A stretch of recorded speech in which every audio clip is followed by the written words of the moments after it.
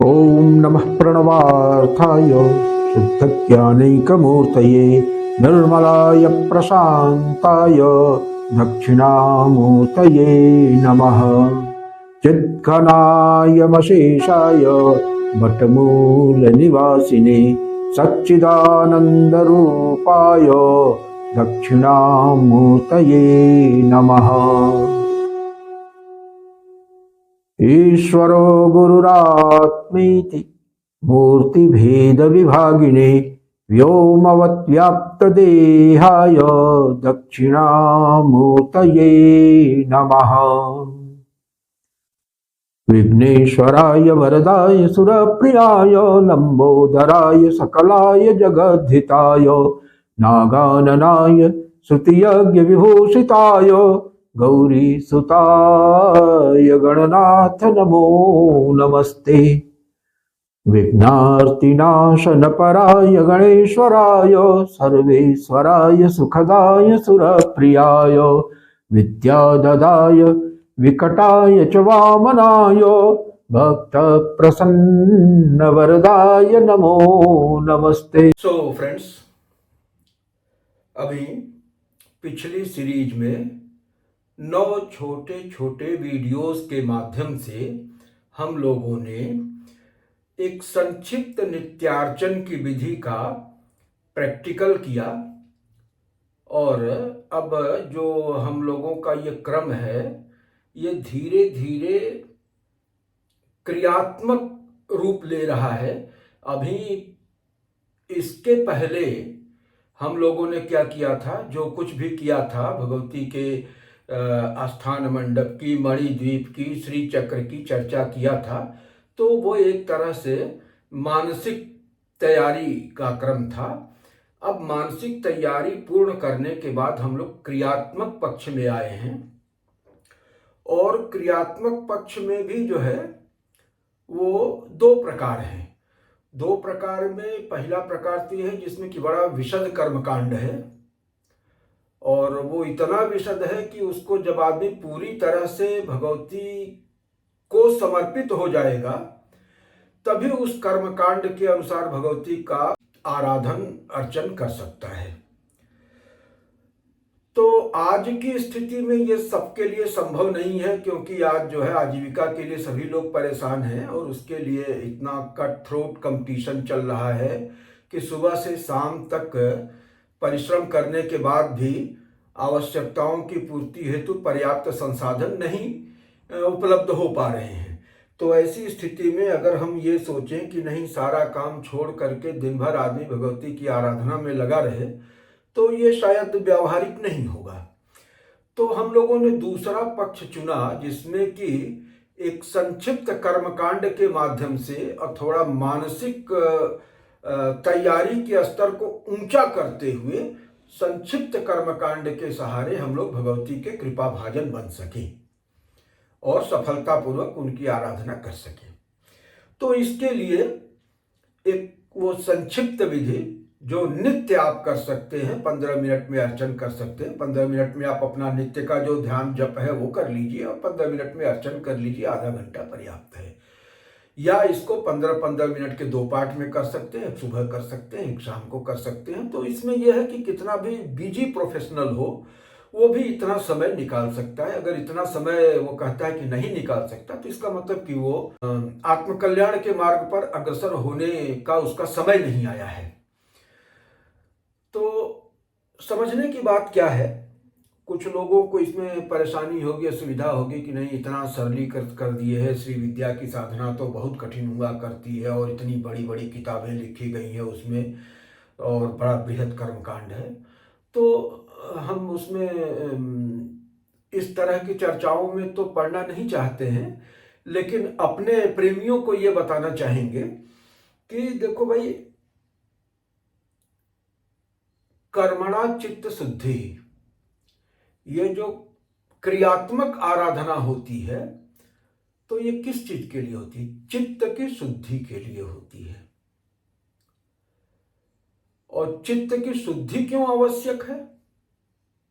क्यों परेशान हो भाई चित्त की शुद्धि के लिए? जैसा चित्त है वैसा रहने दिया जाए? तो नहीं, बताया कि चित्त की शुद्धि से अज्ञान की निवृत्ति होती है। तो अज्ञान निवृत्त्यर्थ जो है चित्त की शुद्धि आवश्यक है। और अज्ञान की निवृत्ति क्यों आवश्यक है? क्योंकि अज्ञान की निवृत्ति के बगैर स्वरूप का बोध नहीं हो सकता, माने मुक्ति नहीं हो सकती। तो अज्ञान तो निवृत्त होना ही चाहिए। अज्ञान ही बंधन है और अज्ञान से मुक्ति माने बंधन से मुक्ति हो गई। तो इसलिए अज्ञान की निवृत्ति आवश्यक है। अज्ञान की निवृत्ति के लिए क्या चीज है? चित्त की शुद्धि आवश्यक है। और चित्त की शुद्धि के लिए कर्म आवश्यक है। कर्मणा चित्त शुद्धि। तो चित्त तो शुद्ध हो गया आपका, आपने कर्म कर लिया, चाहे थोड़ा किया चाहे ज्यादा किया। चूंकि मानसिक रूप से आप मैच्योर हो चुके हैं, प्रिपेयर्ड हो चुके हैं, तो मात्र इतना कर्म 15 मिनट नित्य का कर्म आपको जो है, 15 मिनट भी आवश्यक नहीं है। कभी कभी तो ऐसा भी होता है कि लोग किसी विशेष आवरण का चयन कर लेते हैं अपनी आवश्यकता के अनुरूप। जैसे जिनको भौतिक ऐश्वर्य की आवश्यकता है, छठा आवरण कर लेते हैं। जिनको बौद्धिक ऐश्वर्य की आवश्यकता है, वो अष्टम आवरण को कर लेते हैं। और जिनको रोग निवृत्ति की आवश्यकता है, उनकी भी पूर्ति अष्टम आवरण से हो जाती है। और जो व्यक्तिगत साधना में, गहन साधना में जाना चाहते हैं, वो चतुर्दश आवरण, त्रयोदश आवरण को समझ लेते हैं, चतुर्दश आवरण का क्रियात्मक कर लेते हैं। तो इस तरह से ऐसा भी है कि माने आवरण विशेष के भी अर्चन से, उसकी साधना से जो है आपका उद्देश्य पूर्ण हो सकता है। तो ये भी आवश्यक नहीं है कि आप पूरे समूचे 16 आवरण और 5 कल्प का करें। खासतौर से 10 महाविद्या के क्षेत्र में जो लोग कार्य करना चाहते हैं, उनके लिए तो 10 आवरण और एक जो है उस महाविद्या से संबंधित आवरण, माने 11 आवरण पर्याप्त है। 10 मिनट का काम है।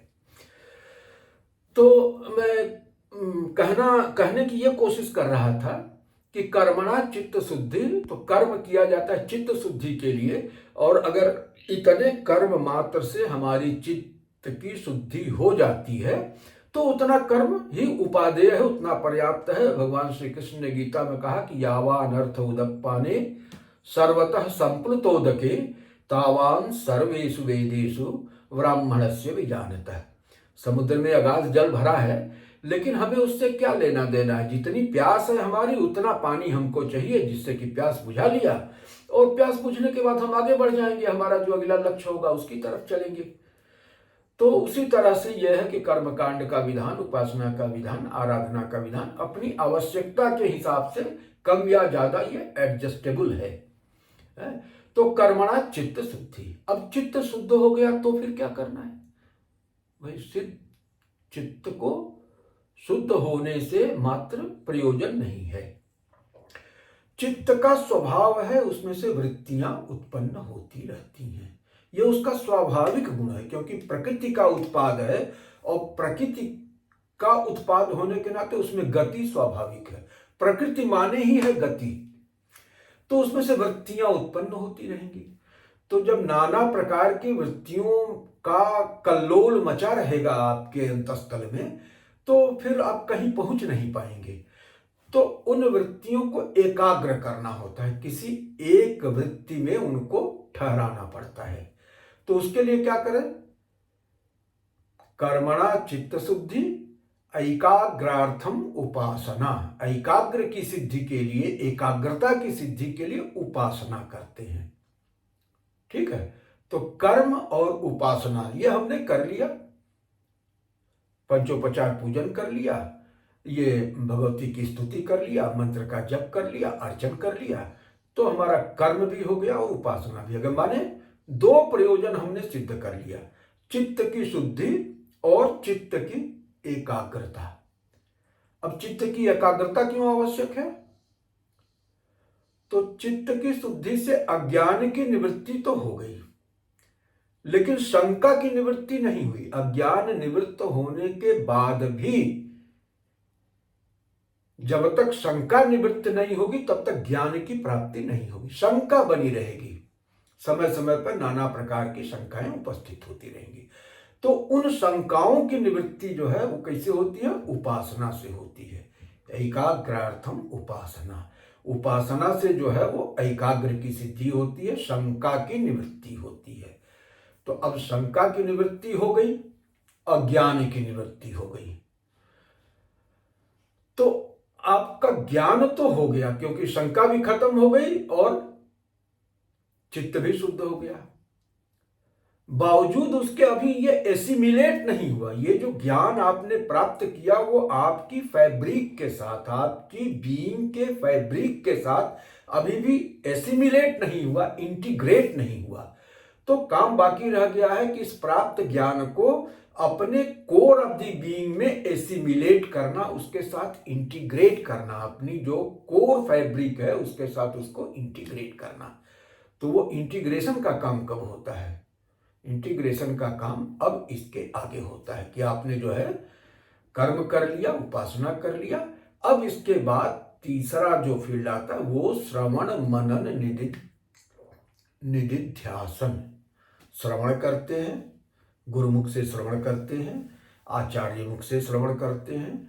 जो कहा ना कि तद विज्ञानार्थम गुरुमेवा विगच्छेत समित पाणी श्रोत्रियम ब्रह्मनिष्ठम श्रोत्रिय ब्रह्मनिष्ठ। अपने से पढ़ के नहीं, क्योंकि अपने से पढ़ने के बाद जो आप अर्थ निकालेंगे ग्रंथ का वो आवश्यक नहीं कि वो सही ही हो।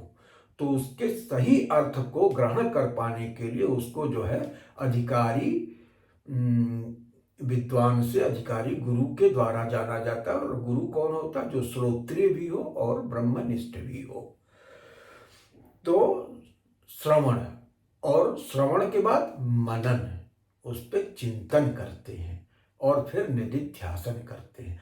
तो जब श्रवण, मनन और निधिध्यासन करते हैं तब जो है अज्ञान की निवृत्ति, शंका की समाप्ति और वो वासना की समाप्ति। श्रवण से जो है वो अज्ञान की निवृत्ति, मनन से शंका की निवृत्ति और निधिध्यासन से वासना की निवृत्ति होती है। और वासनाएं ही होती हैं जो कि आपको बंधन में बांधती हैं। ये अज्ञान और वासना दोनों में कोई अंतर नहीं। जो वासना है वही अज्ञान है। तो कारण शरीर जो है, जिसको कहते हैं ना स्थूल, सूक्ष्म और कारण, ये तीन तरह के शरीर होते हैं। तो उसमें जो कारण शरीर होता है, कारण शरीर का मतलब कि यही वासनात्मक शरीर होता है।